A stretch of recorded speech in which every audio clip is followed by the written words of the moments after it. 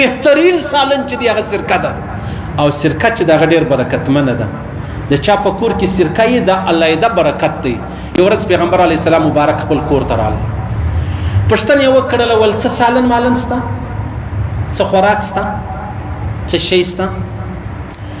په کور کې ورته وویلې چې نعم، ورته ویې ویلې ما عندنا الا الخل، بل شی خو نشته، بس څه سرکه شته. د الله رسول وفرمایل تی سرکه راواخلئ، سرکه راواخلئ. الله الله، او ډېر زورور سالن دی، سرکه ډېر زورور سالن دی او ډېر زورور سالن دی. درې واره دا خبره وکړه. د مسلم حدیث ده، ډېر زورور سالن دی او چې په کم کور کې سرکه یې هغه کور چش نه دی، هغه له سالن خلاص نه دی. موږ خو اوس باربیکیو رالی مابین لره برګر ورولونه رالو، د خلکو کورونه ور خراب کو، د میدو یې خانه ور خراب کړه، دا ډېرې ترخې مسالې. صحیح سلو چې بس کشنیان دا سټینګ بوتل نه دی، سټینګ دا سور، دا دومره زهریله شی دی. تاسو خپل بچیان له دې وګورئ. پر دې علیحده لیکلي دي چې کومه زنانه بچی لري هغه دې نه چښي، کم کشنی دي در لسو کالو کم دی هغه دې نه چښي. نو معنا دا ده چې دا کم غویان دي زورور دي، د دې به موږ خانه ور خرابوو. معمولي قدر چې شورا چولې ده، نشه مشه او شی مې کې چولې دي. دا زهر قاتل دی، زهر قاتل. چې کوم چا دا کمپنۍ جوړه کړې ده هغه په خپل نه چشي. صحیح سلو ګوره، ما درته ویل د الله رسول فرمایي بهترین سالن چې دی هغه سرکه ده. په کم کور کې چې سرکه یې هغه له سالن خلاص نه دی او په مرش کې خلک په دې سرکه شرمیږي. یو د قندار خلک د سرکې سره تعلق لري، په کور کې په ډوډۍ دسترخوان باندې سرکه پرته ای، نور دا نور خلک اسی برای نام خبرې سره جوړو. هغه د کال کال اچار نه هغه چې ورسته وي هغه لرو، هغه پر دسترخوان پروت خو سرکه نه ده پرته. از جابر وایي چې ما کله دا خبره د محمد رسول الله مبارکه اورېدلې ده چې سرکه ډېر زورور شی دی، ډېر زورور سالن دی. ما د هغې ورځې څه ماته ښه خوند راکوي، د هغې ورځې څه. طلحه بن نافع وایي ما چې کله دا خبره د جابر څه واورېده د هغې ورځې ماته سرکه ښه خوند راکوي. نو د الله رسول وفرمایل نعم الادام الخل، نعم الادام الخل. درې واره وویل بهترین سالن چې دی هغه سرکه ده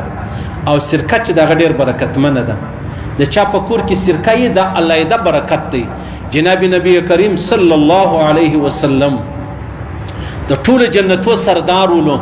کله کله به شی نه و، مالګه به په کور کې مالګه ستا و ما ول مالګه راواخه پروا نه لري، بیا به ګوله څه پکوله، دا ګوله بیا په دا مالګه کې وله بیا یې خوړله. موږ چې څومره دروغ زنان یو، څومره دروغ زنان یو. الله اکبر، الله اکبر. د محمد رسول الله د نامه څخه موږ غلطه استفاده چې دغه کړې ده. بیا به سبا یو سړی دا زما دغه بیان راواخلي، ټیک ټاک به جوړ کړي، زه به یو ځای میلمه یم ډوډۍ به راته پرته وي، بیا به دا تورې ووایي پیغمبر علیه السلام په مالګه پورې ډوډۍ خوړله. صحیح سو دی به بیا زما نو خو منافقان شته. نو خو ما درته ویل د بېغیرته قوم امام هم بېغیرته دی، د بېغیرته قوم امام هم بېغیرته یې. زه دی نه درته وایم چې دا خبرې زه تا ته پیغور در کوم، زه ستا د معاشرې حصه یم، دا خبرې زما او ستا دواړو دپاره دي. بیا یو منافق پیدا شي بیا راولاړ شي زما کښنې ویډیو جوړ کړي، زما دا خبرې وراچولې، زه یو چا سره په ډوډۍ ناست یم، اول چا سره په یو غټ موټر کې را روان وم، یو سړی سره څنګ ته سولو چې څنګ ته سولو بس مال ته موټر قرار کا د لاسه ته شوروي. ما یې 2000 روپۍ دغه کې سړی دا به ورکړي، غریب دی. والمولوي صاحب هلته دونه غټې خبرې کوي، دلته موټر کې مخ ته ناست په غټ موټر کې شیشه هم بنده کړه، هلته درځم هغه 2000 روپۍ به ورکړم، غریب دی. ای ده ما ته یې خبره کوله چې هلته دونه غټې خبرې کوي، دلته په موټر کې مخ ته ناست دی. نو پر خره دې خوښ یم، پلار دې پر چیش خوښ دی چې زه پر خره خوښ یم. نو فرمایي پیغمبر علیه السلام مبارک ډېر زورور، ډېر زورور سالن چې دی هغه سرکه ده. او د الله رسول فرمایي، حضرت ام هانی فرمایي، ام هانی دا د حضرت علی کرم الله وجهه خور وه. دا وایي پیغمبر علیه مبارک زما کره رالی، بیا ما څه پوښتنه وکړله چې هل عندکم من شیء، شی شته د خوراک مرک؟ ما ورته ویل الا لا الا کسرة یابسة وخل، بس یو ټوکړه ډوډۍ پرته ده، وچه ډوډۍ او یو څه سرکه شته. وایي د الله رسول وفرمیل قربیه ارانه الاله، ژر ژر ژر دا وچه ډوډۍ راواخله، سرکه راواخله، او دا ډېر زورور سالن دی. فما افتقر بیت من ادام فيه خل، رواه ترمذي. هغه کور فقیر نه دی، چې په کم کور کې سرکه پرته راوخه وچه ډوډۍ راواخله بیا ورته کښېناستې یا وچه ډوډۍ ټوکړه دا یې په سرکه کې وهله بیا یې خوړله څومره د درواغو ژوند مې دی اول به خپل ژوند در وښایم بیا به ستی ژوند در وښایم څومره د درواغو ژوند دی الله اکبر استغفر الله استغفر الله ام سعد وایي وی ورځ د پیغمبر اسلام مبارک راغلی او لکه زموږ تی ښځې کورو مورو له سره ځي پخوا خو شو پرده ماده وله زموږ تی سپین سرې ښه غټ پړونې به وکړي چادر به وکړي برکه مرکه اوس خو هسې لډرې دي بس د یوه کوره د بله کوره وځي نه وځي د دې دا خیال دی چې پر ما به هېڅ څوک دا خوا یو سړی ورباندې راشي د هغه دا خیال دی چې ګرد عمر د هغه دغه کور دی صحیح سلو نو داسې دا راغلی وه د پیغمبر اسلام مبارک کور ته دا وایي وایي زه د عایشې صدیقې سره وانا عندها د عایشه صدیقه فرمایي زه د دې سره ورسره ولم نو پیغمبر اسلام مبارک ویل هل من غداء ستا شی مېسته د غرمې ملمې د پاره شی قالت عندنا خبز وتمر وخل لږ ډوډۍ سته لږ کجورې سته څه سرکه سته فقال رسول الله صلی الله علیه وسلم نعم الادام الخل اللهم بارک فی الخل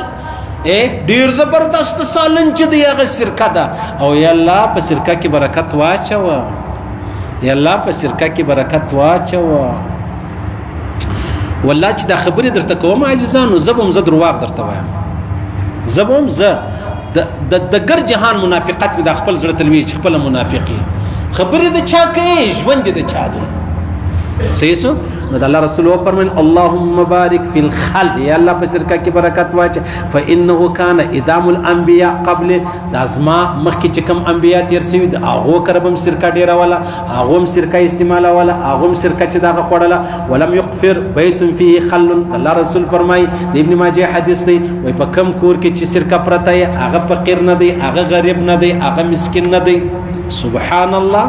الله اکبر